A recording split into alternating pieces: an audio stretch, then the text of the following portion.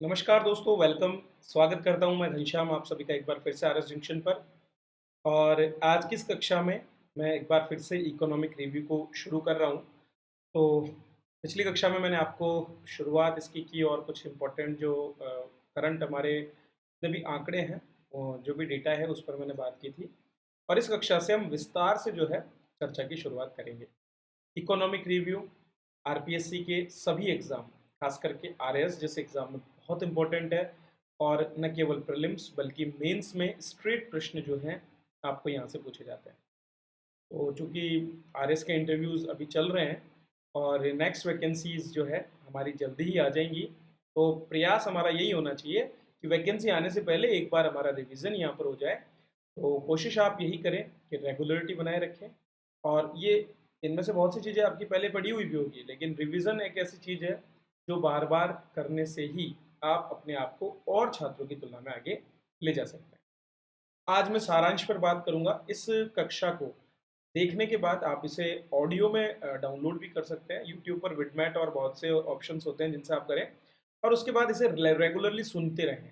उससे क्या होगा, आपको डेटा जो है वो याद होता रहेगा। तो मैं थोड़ा सा डिटेल में जाकर के आपको चीज़ें बताने का प्रयास यहाँ पर करूँगा। सबसे पहला जो डेटा आपको यहाँ पर देखने को मिलता है वो है आपका राजस्थान का क्षेत्रफल। 3,42,000 वर्ग किलोमीटर हमारा क्षेत्रफल है, भौगोलिक क्षेत्र। और राजस्थान जो है देश का सबसे बड़ा राज्य है। 10.41% जो क्षेत्रफल देश का है वो इसमें सम्मिलित है। देश के उत्तर पश्चिमी भाग में स्थित है। और इसकी जो सीमाएं हैं उनमें राज्यों के नाम यहाँ पर दिए हुए हैं। आप में से लगभग हर किसी ने भूगोल में इन चीज़ों को पढ़ा है। इसके बाद इसको भौगोलिक दृष्टि से जो विभाजन किया गया है उसके बारे में बात की गई है। तो अगर हम राजस्थान की बात करें तो हमारा जो राजस्थान है इसको हम 4 भागों में बाँटते हैं। सबसे पहला भाग जो है हमारा वो पश्चिमी जो आपका रेगिस्तान है उसको बोला जाता है। दूसरे भाग में आपके अरावली की पूरी पहाड़ियाँ हैं जो पालनपुर से दिल्ली तक फैली हुई है। तीसरा क्षेत्र आपका जो है वो पूर्वी मैदानी प्रदेश है। और चौथा प्रदेश आपका दक्षिण का पठारी प्रदेश माना जाता है। तो ये 4 तरह के क्षेत्र यहाँ पर हैं। जलवायु की बात करें तो चूंकि हमारे यहाँ जो बारिश है वो लगभग बहुत कम से 15 सेंटीमीटर से लेकर के और आगे 700 सेंटीमीटर तक, हमको 700 मिलीमीटर तक मतलब 70 सेंटीमीटर तक मिलती है। क्योंकि 50 से कम अगर है तो वो शुष्क क्षेत्र है, और 50 से 100 के बीच में जो होता है वो अर्ध शुष्क क्षेत्र होता है। इसीलिए राजस्थान में जो जलवायु परिस्थिति है वो अर्ध शुष्क से लेकर के शुष्क तक है। प्रशासनिक दृष्टि से राजस्थान को 7 संभाग में विभाजित किया गया है और 33 यहाँ पर जिले हैं। ये बिल्कुल एक फैक्चुअल डेटा है जो कि छोटे एग्जाम में कई बार पूछ भी लिया जाता है। और आपको ये पता होना चाहिए कि कितने हमारे संभाग हैं, कितने जिले हैं। ये बिल्कुल बेसिक डिटेल्स है जो लगभग सभी याद भी होगा और याद होना भी चाहिए। चलिए, अभी कुछ तुलनात्मक विवरण दिया गया है राजस्थान का अखिल भारतीय स्तर से। पहला भौगोलिक क्षेत्रफल का ये, जैसा मैंने बताया, 3,42 लाख हमारे यहाँ पर है, जबकि 32,87 लाख भारत का टोटल है। इसी तरह से जनसंख्या की बात करें तो जनसंख्या हमारी है 6.85 करोड़, जबकि भारत की है 121.09 करोड़, अर्थात 1 अरब 21 करोड़। और 2011 की ये जनसंख्या हमारी प्रदर्शित की गई। दशकीय वृद्धि दर अर्थात 2001 से लेकर 2011 के बीच में पिछली 2001 का जो स्तर था उससे कितना प्रतिशत जनसंख्या में वृद्धि हुई। तो आप देख सकते हैं 21.3% जो है राजस्थान में हुई है, जबकि भारतीय स्तर पर 17.7% की वृद्धि है। अर्थात जो भारत की दशकीय वृद्धि दर है उसकी तुलना में ज़्यादा है राजस्थान की दशकीय वृद्धि दर। मतलब राजस्थान में अभी भी प्रयास की आवश्यकता है जनसंख्या वृद्धि नियंत्रण हेतु। जनसंख्या घनत्व की बात करें तो चूंकि राजस्थान का क्षेत्रफल ज़्यादा है और जनसंख्या कम है, और बहुत से क्षेत्र ऐसे हैं जहां पर बहुत ही कम लोग रहते हैं, जैसे कि पश्चिमी राजस्थान के मरुस्थलीय क्षेत्र। इसीलिए हमारा जो प्रति वर्ग किलोमीटर जनसंख्या घनत्व है वो कम है, वो 200 है। वहीं भारत की बात करें तो ये 382 के स्तर पर। शहरी जनसंख्या और ग्रामीण जनसंख्या की बात करें तो राजस्थान में शहरी जनसंख्या कम है। अगर अखिल भारतीय स्तर पर देखिए तो लगभग 1/3 जनता जो है शहरों में रहती है, 31.1%। लेकिन राजस्थान में 1/4 जनसंख्या मतलब 24.9, जिसको हम 25 भी कह सकते हैं, ये शहरों में रहती है 2011 की जनगणना के अनुसार। अनुसूचित जाति की बात करें तो देश के स्तर पे जहां 16.6% जनसंख्या अनुसूचित जाति में है, वहीं भारत राजस्थान में 17.8 या 18% के लगभग जनसंख्या अनुसूचित जाति, क्या बोलेंगे, एससी एससी की जाति की संख्या यहाँ पर इस तरह से। अनुसूचित जनजाति या एसटी, जो कि जैसे कि उदयपुर, बांसवाड़ा, प्रतापगढ़ जैसे क्षेत्रों में जो अनुसूचित जातियां जनजातियां हमारे यहाँ रहती है, वह 13.5% है, जबकि राष्ट्रीय स्तर पर ये 8.6% है। लिंगानुपात की बात करूं तो 2011 में हमारे यहाँ पर लिंगानुपात राष्ट्रीय स्तर से बहुत कम है।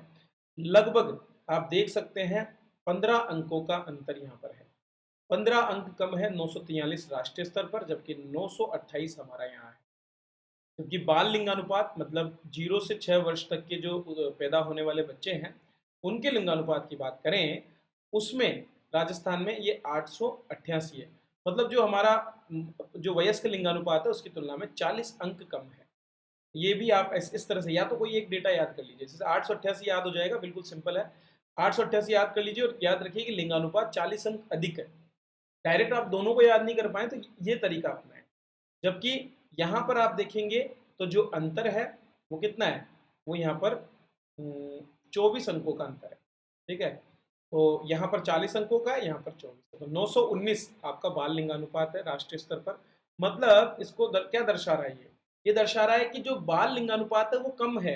मतलब राजस्थान में जो बेटियां हैं, जो नवजात शिशु हैं, उनको मारने की प्रवृत्ति भी ज्यादा है और बालकों के प्रति मोह भी अभी तक ज्यादा है।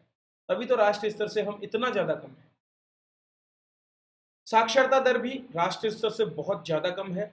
73% जो है साक्षरता दर राष्ट्रीय स्तर पर है, जबकि हमारी 66.1% ही है।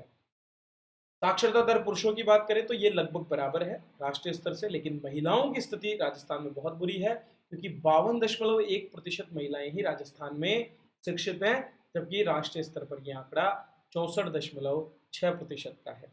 ये सभी आंकड़े हैं, बार बार रिवीजन करते रहोगे, याद रहेंगे, भूलोगे भी सही, तो डरने की कोई बात नहीं है। आप ही नहीं, सभी स्टूडेंट्स भूलते हैं, लेकिन बार बार रिवीजन से ये तुरंत याद भी हो जाते हैं। कार्य सहभागिता दर, अर्थात जो कार्यशील जनसंख्या है उसमें सहभागिता कितनी जनसंख्या की है, तो कुल जनसंख्या की तुलना में तो 43.6% हमारे यहाँ जनसंख्या सहभागिता दर है, जो कि राष्ट्रीय स्तर से थोड़े ज्यादा है।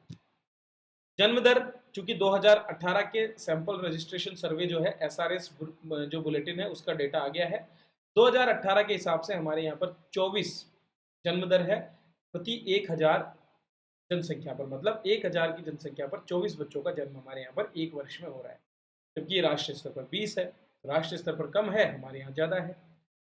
मृत्यु दर की बात करें तो हमारे यहाँ मृत्यु दर तो कम है, 5.9 है, जबकि राष्ट्रीय स्तर पर ये 6.2 है। इसी तरह से जो दो इंपॉर्टेंट डेटा आते हैं, जैसे शिशु मृत्यु दर, तो इस पर भी हम लगातार काम कर रहे हैं, और वर्तमान में शिशु मृत्यु दर हमारे यहाँ 37 है, जबकि राष्ट्रीय स्तर पर ये 32 है प्रति 1000 जीवित जन्म पर। लगातार इसमें गिरावट हो रही है और हमारा लक्ष्य है इसे ले जाना 25 पर, प्रति 1000 25 पर जो है हम इसे ले जाना चाहते हैं। मातृ मृत्यु अनुपात की बात करें तो पहले ये जहां 200 था वो अब घट करके 164 पर आ गया है। 1 लाख जो जन्म होते हैं, बच्चों के प्रसव होते हैं, उनमें से जो माताओं की मृत्यु हो जाती है वो ये संख्या है। जबकि अगर बात करें कि राष्ट्रीय स्तर पर कितना है तो ये 113 है। इसी तरह से जन्म के समय जीवन प्रत्याशा, अर्थात व्यक्ति कितने वर्ष तक जी सकता है, वो बात करें तो 2014-18 के लिए ये 68.7, मतलब एक व्यक्ति 68 से 69 साल औसत जीता है, क्योंकि राष्ट्रीय स्तर पर ये 69.4% रहा है। तो ये बेसिक डेटा है जिस पर मैंने आपसे चर्चा यहाँ पर करने का प्रयास किया है।